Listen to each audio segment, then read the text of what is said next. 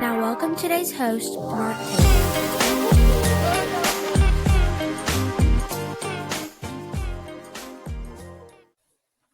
Well, welcome back to the Seeking the City podcast. We've got a special guest today.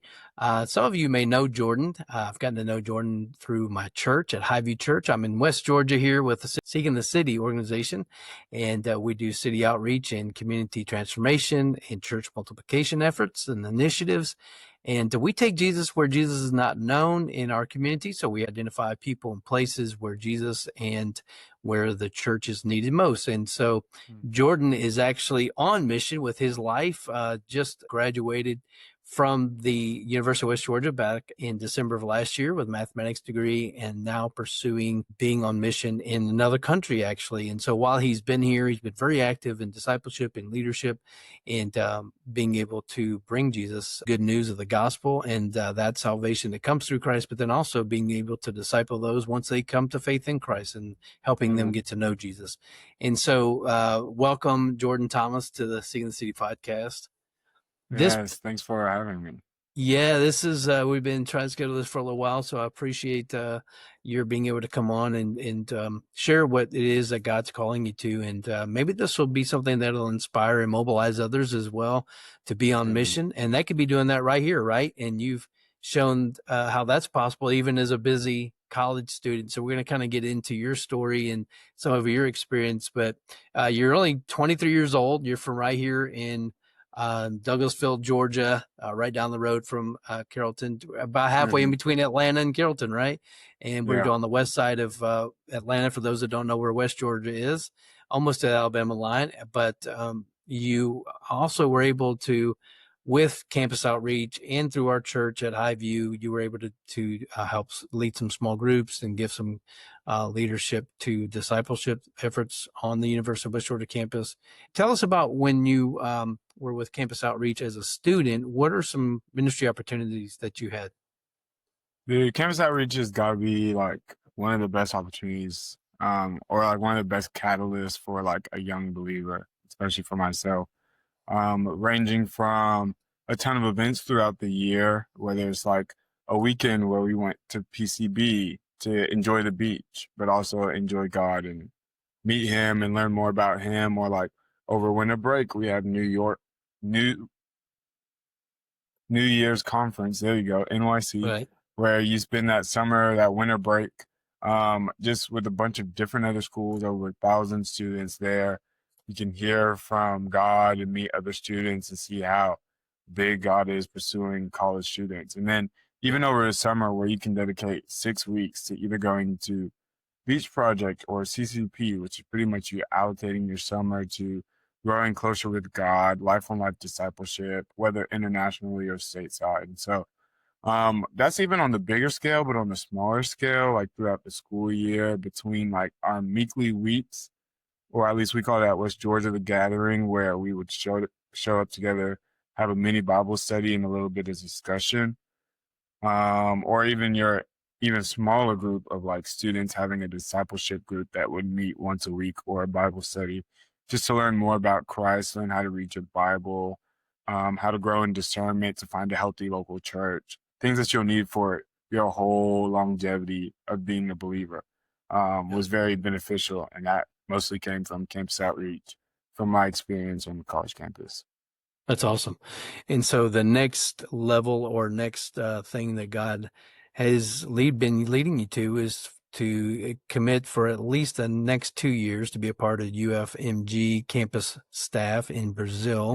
And that's part of being with campus outreach as well. So we're going to get into that and the specifics of what that's going to look like and how people can support you and be praying for you as well. But tell us about coming to faith in Christ. How did all this begin? I know you were a student and very active in discipleship, but it began somewhere, right? Coming to have a relationship with God through Christ. Tell us about that. Yeah, so I've been blessed to be raised in a family who believed in Christ, even while I was being raised. I don't think there was a time in my life I don't think I knew the name Jesus. Part of that may be living in the Bible Belt. Most of that is just the family that I was in. And so growing up, I went to all of the things like Vacation Bible School, or Christian camps like Windshape and things like that, where you just learn a lot about Jesus and his character. I think for me, though, the difference was that my heart just wasn't there. I think I had a true and genuine encounter with Christ when I was fairly young, maybe like 5 or 8 years old. But I didn't know how to like have a relationship with him. It was just like, oh, this guy is real. And since I believe he's real, I'm good. But then sooner down a little bit longer down the line, my dad became a pastor. And so Oh, I knew I wanted to honor him in a way. And so I like started to read the Bible and I tried to like put on a good face forward of like how I should act to honor my father in ways like that.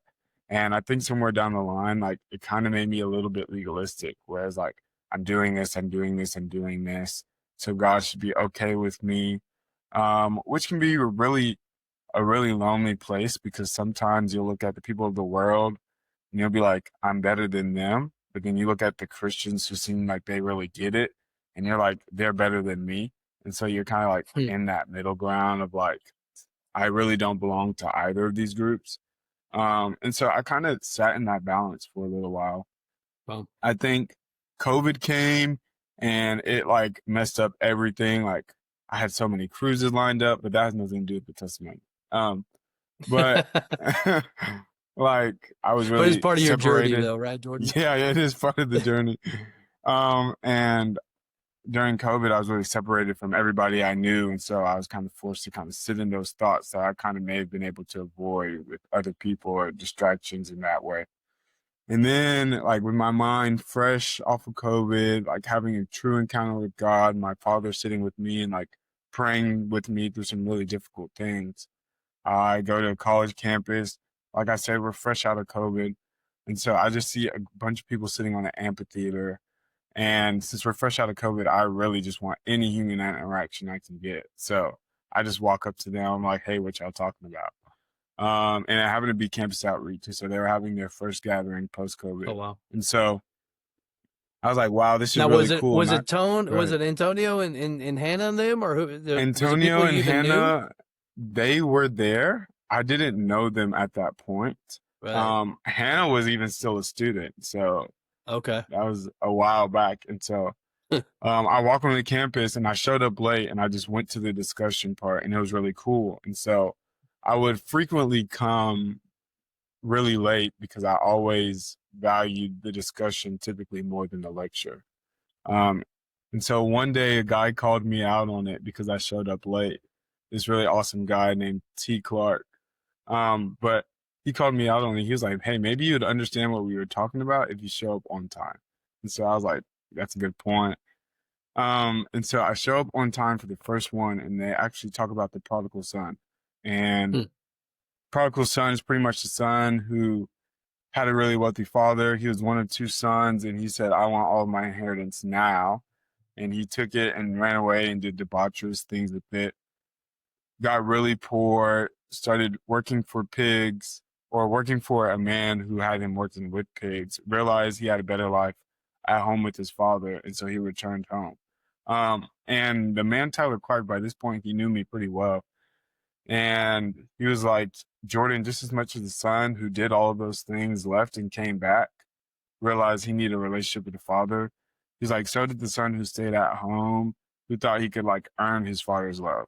Like he also needed a unique relationship with the father because he can't do it on his own. And he was like, Jordan, I really think that you are the son who stayed at home. And I was like, oh. Um, and so like after he really explained it, I was like, yeah, you're so right. And so after that, And I this is got just like your into, first meeting. I'm talking about maybe my third Okay. meeting there. Yeah, it's a little And heavy on I'm the first like, meeting. It's like, yeah, hey, at least but he was on it. You know, the spirit led him through beautiful discernment, and he clocked, as they say, he clocked my tea. He caught me full on it, and so I was like, I agree. And so after that, he kind of led me to an amazing guy who was leading a Bible study at the time, and our whole job was to go through the Gospels. And so, in that next following semester, we went through the whole Gospels, all four of them. And after that, I was like, oh yeah, this is it. And so I think what was really special about CO, at least in my testimony on my personal life, is that I always believed in God. I believed he was real. I think I had a religion, but campus outreach kind of opened my eyes to the relationship. Mm. And it's not one or the other, they're kind of interdependent. Like, since you have a relationship with Christ, you want to be obedient to the law and things of that So nature. you're And going so, through the Gospels for those that are listening in that may yeah, not be too familiar. So Matthew, Mark, Luke, and John, the first four yes, books of the sir. New Testament. So that testify in different ways or different accounts of who the person of Jesus is. Okay. Yep, So yep. that And impacted so, you. You're like, hey, I don't know this relationship. Yeah, with this yeah, person. because I think once Tyler told me like that thing, he was like, "You're the son who stayed at home. It's like all works, but your heart's not there." I think that's really when it really clicked. And then kind of all the wisdom that my family, who was so intentionally discipling me all my life, kind of up to this moment, all that like knowledge changed from knowledge to like wisdom. Like Mm. before I read the Bible and I was like, that makes sense. But then like now I'm reading it and I'm like, oh, I'm impacted. There's a conviction. Like I feel guilt for this sin. Instead of just like, ooh, that's bad. I shouldn't get caught doing it. It was like, I don't want to do it at all. And so I think that's when I really knew that my life was changed when the things I was once doing now convicted me so deeply. And I desired to do better. And I think that Is was it really fair to just, say then, Jordan, that you were identifying with the older brother that stayed at home and he did all the right things and yeah, believed all the right things and all that, but that you were doing them for the wrong reasons, that you were doing them for God's grace, to earn his grace, instead of doing it from a place from grace where you received his saving grace. And you're just so grateful that you want to give your life to that God, to live his commands, his yeah. teachings, his way of life that he desires for us. Yeah. No, I think that's completely fair. I think especially for me, I am very like a goal oriented individual. And realizing, or especially like up to this point, I was living a religion to where I felt like, okay, if I do X, Y, and Z, then God will be happy. Almost like Mhm. I was pursuing the fruits of the spirit to gain the spirit instead of to pursuing the spirit. And then in addition, I gained the fruit. It's like I was going Mhm. backwards. And so I think once I realized that it was nothing that I could do, I think that was probably the biggest eye opener. One of my favorite aspects about God is just the way his love is unconditional. Because everything I've experienced up to this point was based off how well I could perform, how well I treated someone, how intelligent I was, how respectful I am to people of authority. So it was like things I could earn. But this is something I physically could not earn, and yet I got it for free. And it's like the best thing ever. And so That's interesting I because think, I never thought yeah, about that. Well, I guess the way you said it, you were striving to produce the fruit of the hmm, Spirit in order to gain the Spirit or the relationship with God and all that God has to offer us in his relationship, the yeah, fullness of God. However, instead of that, you were being filled and led by his Spirit, and it just naturally produced the fruit of the Spirit that he desires, yeah, as we're talking about from Galatians 5. Yeah, I had hmm, a pastor share with me that I was doing that. I was performing and I was no one more committed to the church. I was on staff at churches. I served in every role but senior pastor, and church planning being my favorite. But I was doing it for all the wrong reasons, though. I needed I call them the R's. I was doing it for all the right roles. I needed the roles, the respect from certain men that were in ministry. I needed, hmm, the rhetoric, the right things that I would to say that maybe seemed like I was at peace with God or right with God, and the rituals of the church and the yeah, religion of the church. Like I was good with all that, right? And so, but it was different. A pastor said, "But you're so striving to try to earn His grace when you already have His grace. Just enjoy it, live in it, and be compliant, be responsive to what He's trying to do and wants to do and desires yeah, of you. Be obedient to that, and I'm telling you, you will see the fruit of the Spirit that we talk about from Galatians 5. Instead of trying to strive, so instead of trying to strive for peace, joy, hmm, love, joy, peace, patience, kinds of. that let Jesus be your peace. He is the Prince of Peace. Let him be your Yeah. joy. Let Yeah. him That's the be, point. your love. Yeah. And so that's kind of was a different perspective. But going back to the prodigal, that's an interesting account that Jesus was telling about the two types of brothers. One that squandered and took his father's inheritance early before his dad passed, as Hmm. tradition, and went off into it says far off country. Now that could represent far off from God or just far off literally geographically In or both. distance. But Yeah. yeah, he squanders that opportunity with wild living, but then all the ways that the father probably trained him to, but um, found out by wisdom what came to his senses, and I believe that was God drawing him back to himself. But in that story, but I think what was interesting is I was that opposite. I wasn't the brother who stayed at home. That was my older brother in Okay. our family. For me, it was I wanted all the benefits of the father's house without his authority. So Yeah. I was the little brother that ran off, that went off for a little while, Gotcha.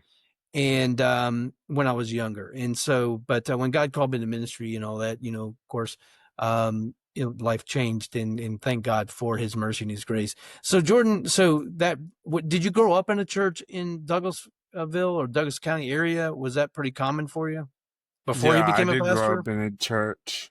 Okay. I grew up um, in Was he a one pastor like called, all your childhood life? no, he started Okay. maybe, uh, let's say I remember it when he was like, when I was like 8 years old. Oh, okay. So it's maybe Yep. like 15 years in. Yep. But that's when he like went into it more of a full-time position instead of like he's always kind of had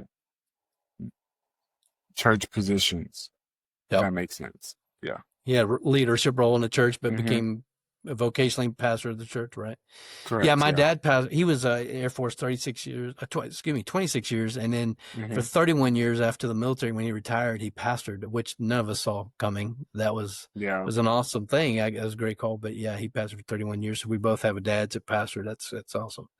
So Something in common. that leads us into your role at, of course, the university, and you shared how some opportunities you had for ministry, and even as a busy college student, you were very involved in our life of our church at Highview Church, and you're Mm-hmm. also part of a small group. So it wasn't just attending services or activities on Sundays. You were there even through the week. You intentionally made efforts to be a part of a small group and even help lead that small group even now on Mm-hmm. occasion, on Wednesday nights. And then but your call and your role as far as with campus staff in this opportunity with campus outreach in Brazil for the next 2 years, starting in January 2026.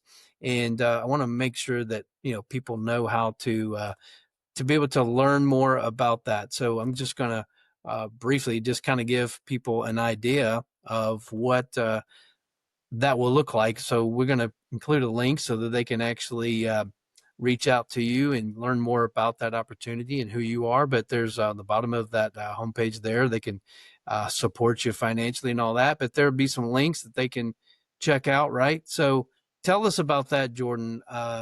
What is that ministry going to look like? So when I get to Brazil, pretty much what it will look like, since our schedules are based on really pursuing the heart of of the students, every day will look different. It will never be a cookie cutter day. It will always be a little bit different. Our goal is to leverage about 40 hours a week on minimum to pursuing college students, sharing the gospel with them at the bare minimum, hoping for an opportunity to direct them towards Christ or give them opportunity to see Christ. And then if they choose to believe in him and put their faith in him, have a huge party for them and then teach them how, because Matthew 28:19 says to make disciples, not simply to make converts. And so Yes. we want to teach them how to read the Bible, how to pray for themselves, so that they can grow in that healthy discernment themselves, and then use that discernment to find a healthy local church, which we will be partnered with while we are in Brazil. So we'll probably invite them to the church that we'll be attending with goals that is not just a season of their life that they're a believer, but they become a believer for a lifetime, and become fruitful and multiply more believers down the path. So that's typically That's what our awesome. days will look like. typically if it's a one-on-one with students, it would just kind of be walking through the Bible or asking them questions, hoping to get to that gospel conversation. When we get like one or two, maybe that's when we begin things like D groups or Bible studies where we get to ask deeper questions for people who are believers. Then we can kind of help them reveal some things that are going on internally, like we ask Lord to reveal our heart or that He shows us ourselves. And so that's really what we'll press into and kind of help them mold them into the leaders that CL's kind of molded me into, that we can help them to motivate others. We want to create leaders that disciple new leaders. And so that's the goal, just going through that process, helping people be more confident with sharing even their own testimony of how the Lord has particularly pursued their heart, and then how they can share it with others to bring them in, to show them the goodness that Christ died on the cross for them. And so just very intentionally trying to funnel in as many college students as we can, give them the opportunity to hear the gospel and for their hearts to be softened, and then for the trajectory of their eternities to be changed one student at a time. And so Yep. that's Yeah, pretty that's good much stuff. what we'll be doing on that college campus. Yeah, that's good stuff. But you were pursuing and did get a degree, bachelor's in studying mathematics. What did you think you were going to be Yeah, doing? go Wolves. Yeah, so I initially went to college to get a degree in mathematics to be a teacher. I wanted to be a Okay. professor in college. Okay. When I got the degree, the job market was a little bit more difficult than I expected it to. So I actually accepted a job to teach English in Mm. China, Shenzhen, China. Oh, yeah. Crazy. And I would have left of June of this year, so I would have been there for about 5 months now. But I know some people that do that beforehand, online, and because of the yeah. time zones, they have to get up late. They have to be on their virtual at like 5 o'clock in the morning. But some of these students were hilarious. Like their grandparents are in the background, and they're trying to Mm-hmm. introduce you to grandma, and it Yeah. just it's a whole different thing culture going on. But Mm-hmm. tell me how you then began starting to feel this call towards this vocation now of ministry that totally transitioned. Yeah. So while I was a student at West Georgia, Campus Outreach has a leadership team that they invited me to, um, that helped me kind of develop some of my leadership skills, and we called it the Impact Team, which our goal was to make an impact on the campus. So it's a cool name. Um, and so they kind of taught us on how to lead Bible studies, how to read scripture with intent to teach and share. And so I started with my own little Bible study, and well, let's not say my own. I did it with somebody else. I was led in partnership in a Bible study. And so one summer beach project, which is pretty much a 6-week event where you just go to Florida and you focus on growing with your relationship with Christ and evangelism and things like that. I was a room leader. And so I led a Bible study there, and I got kind of really comfortable with leading it. And I was like, this is something that I think I do well and I enjoy doing it. Plus, I feel like when I'm reading to share, I get more information than when I'm just reading for myself. And so now I try to always read it as if I'm going to share it with somebody. Oh, that's discipleship. Yeah, yeah, pretty much. And so, We complicate it, don't we? And um, that's essentially what we're doing. We're passing that yeah, on. Right. it's literally just that simple. And so one summer with Campus Outreach, I had an amazing opportunity to go to Johannesburg, South Africa, Oh, with wow. something we called a cross-cultural project. And we spent 6 weeks out there just sharing the gospel to South Africans, who are college students. Some of them are believers, some of them not. And so we were just able to see what it's like to live life on mission. And I think that's when I was like, this is something that I could do. And not only could do, I enjoy doing it. And so, on our way back, a really good friend of mine, his name is Simon. We're all joking about like, hey, if you sign up to do this for like 2 more years, let me know. I'll do it with you. I was the guy who was like jokingly said it.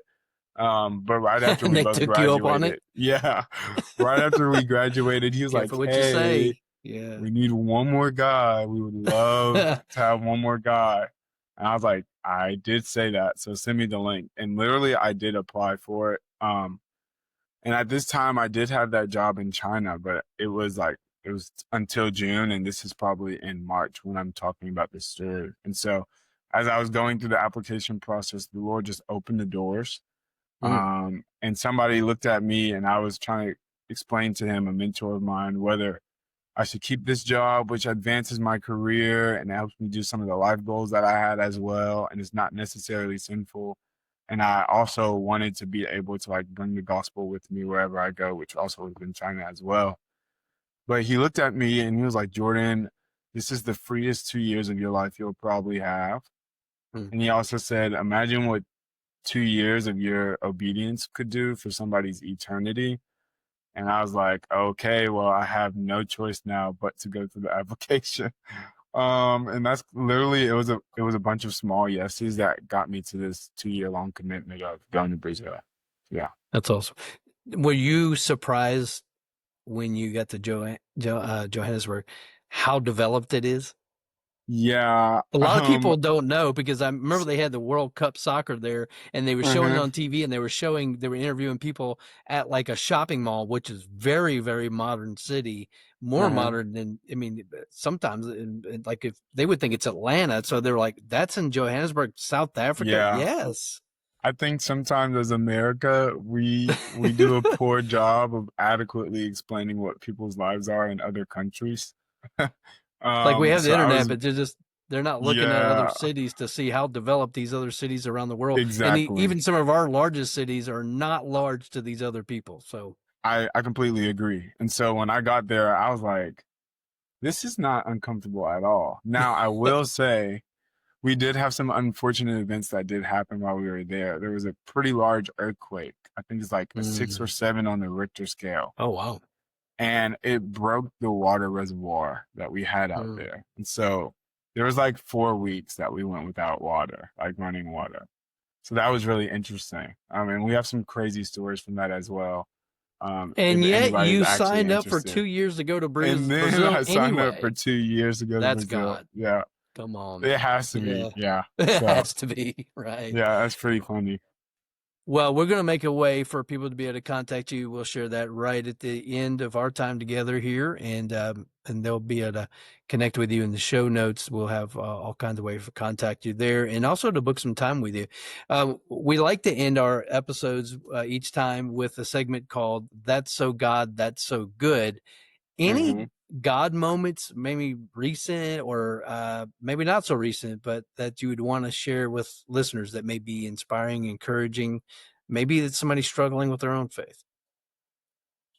Yeah. I can kind of speak on myself a little bit. This is so God.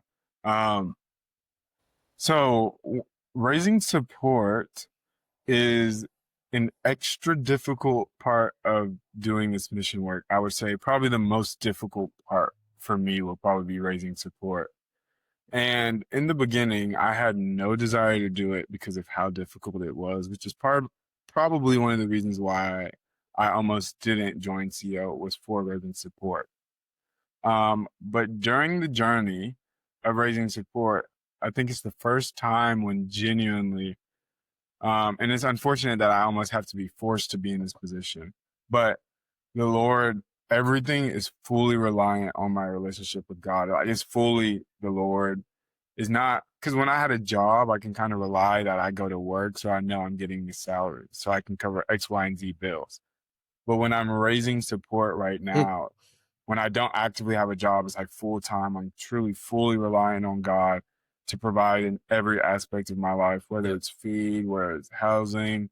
And so it kind of keeps me on my face. But not only that, it's like a new faith that I have in God, where I can sing things like, "You are enough," and really mean it, because there's nothing else I can rely on. And so going from something that I think I hated the most and thinking about going on mission is probably now the sweetest gift that I've gotten out of it, is knowing that he truly is sufficient in himself. And when I am at my lowest, his grace and his sufficiency is made perfect in my weakness. And so I've really been able to experience that. What do you say, taste and see? I've really seen it for myself during these past 5 months of really just having to be completely and fully reliant on the provision of God. And so Somebody I think just said that's that been a yesterday huge on a perk. call. Taste. They Really? says, they said, what's the scripture say? Taste and see that the Lord is Taste. good. I'm like, and then here Yeah. you are bringing it up too. So yeah, the Lord's saying something here in the last 2 days through that for sure. Yeah, I think, with starting Seeking the City, that was one of the considerations is, is being able to make sure that you're providing for these things. But God is so faithful, and He just will surprise you and Mhm. and move people's hearts to give. And we're praying He's going to do that here. And I began looking at just looking to increase my own income and things that were financial goals for this coming year. And it's like, God, give me more and more so I can give it away. Because there's Mm. things that I want to be able to support that. It's hard. Yeah. I don't make a big deal out of money, but when I go to the grocery store, they need it. You go to buy a car, they want it, those kind of things. Mhm. Go on mission trips, it requires it. But you'll find out in your situation right now. I hear you saying you'll find out quick if money is your God, Mhm. because if you idolize that, the need for that money, or you're going, no, I'm finding that I can really trust God. That's Yeah.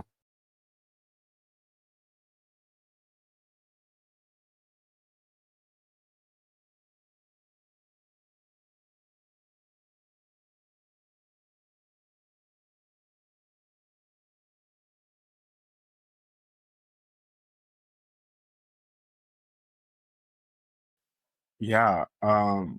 So you kind of hit it on the nail. Most of it is really just learning the language and culture. Part of the fees of my support raising is for a really intensive crash course on the language of okay. Portuguese.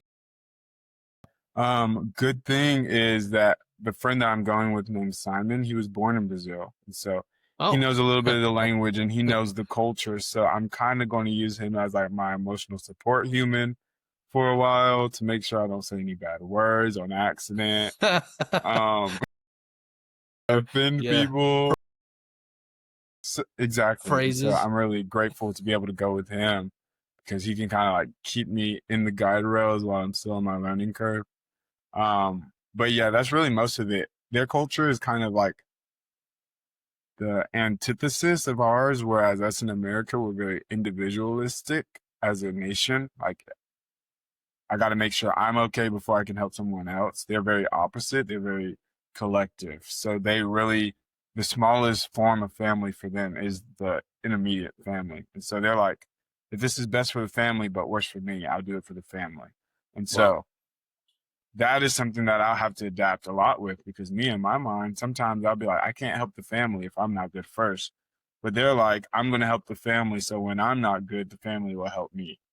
And so Wow. they just kind of think we are kind of on the polar ends of that. And so getting over that learning curve of like thinking as an American would think and kind of adapting to how Brazilians would think and then compounding that with also the language barrier. So now to learn the language and the culture it's just let's just say they're gonna have to be very gracious with me for a while, and so that will be the I think they biggest will. learning curve probably. And I agree, I believe they will as well. So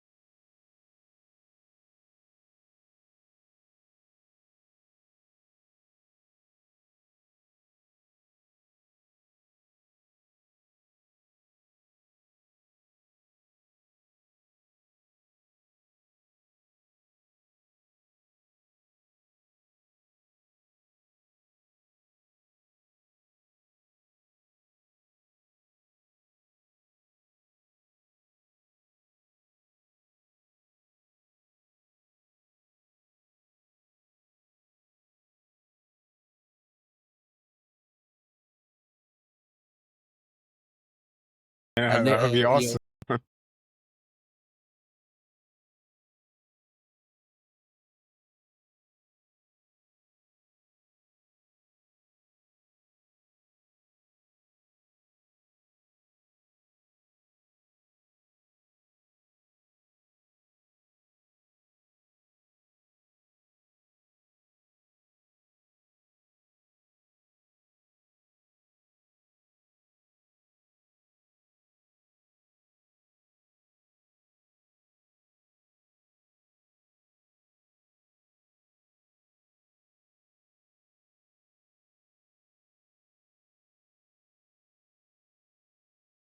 Yeah, I really So appreciate you guys. You Jordan's a helped me and a product lot of of my good friends.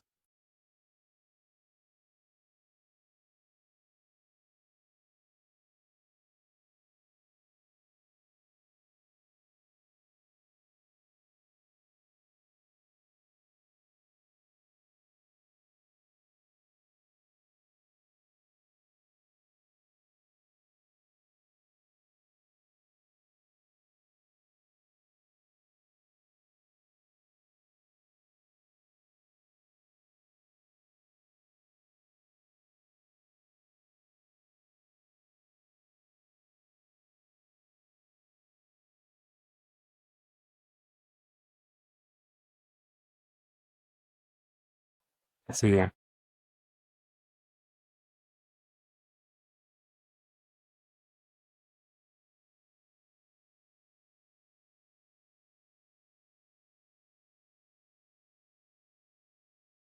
answered or have a topic you'd like us to discuss